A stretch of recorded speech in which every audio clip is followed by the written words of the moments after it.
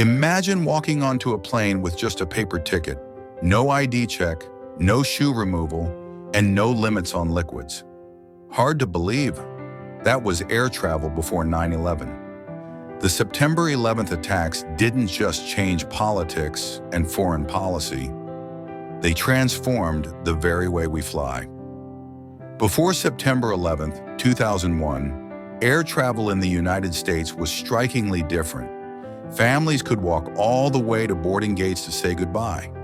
Identification checks were minimal, and passengers carried liquids, box cutters, and even sharp objects without much scrutiny. Security existed, but it was light, designed more for efficiency than vigilance. Everything changed in just a few hours on that tragic day. In the days following September 11th, U.S. airspace was completely shut down, the first time in history. When flights resumed, passengers encountered sweeping changes, stricter bag checks, armed air marshals, and the visible presence of National Guard troops inside airports. What was once casual travel now felt like stepping into a controlled security zone. In November 2001, the U.S. Congress passed the Aviation and Transportation Security Act, leading to the creation of the Transportation Security Administration, TSA. Unlike the old system of private contractors, TSA centralized security under federal authority. This was the single most significant reform in aviation security in modern history. The TSA introduced a wave of new measures: 100% screening of all checked baggage for explosives, passenger identification requirements before boarding, federal air marshals deployed on high-risk flights, reinforced cockpit doors, making it nearly impossible for hijackers to seize control. Over time, additional rules came into effect, such as the 3-1-1 liquid rule after the 2006 liquid bomb plot, and advanced full-body scanners following later threats. For ordinary travelers, these changes meant longer wait times, stricter screening, and fewer freedoms. Shoes off, belts removed, liquids in tiny bottles. While often frustrating, these rituals became the new normal, a collective price for safety in the skies.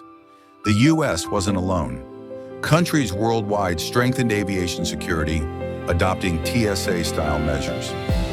Europe standardized passenger data collection, while many Asian and Middle Eastern airports introduced biometric systems, full-body scans, and armed patrols.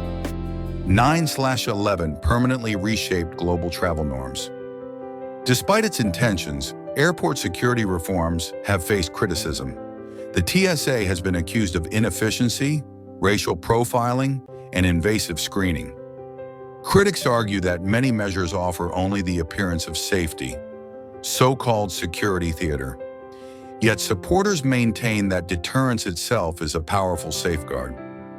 More than 2 decades later, airport security remains one of the most visible legacies of 9/11. Air travel is safer, but also slower, stricter, and less personal.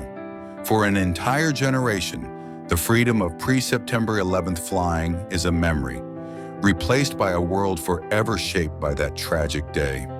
September 11th changed not only how we view terrorism, but also how we move through the world. Every time we take off our shoes, show our ID, or walk through a scanner, we are reminded of how that day reshaped air travel forever. If you found this video informative, subscribe for more deep dives into history and global events.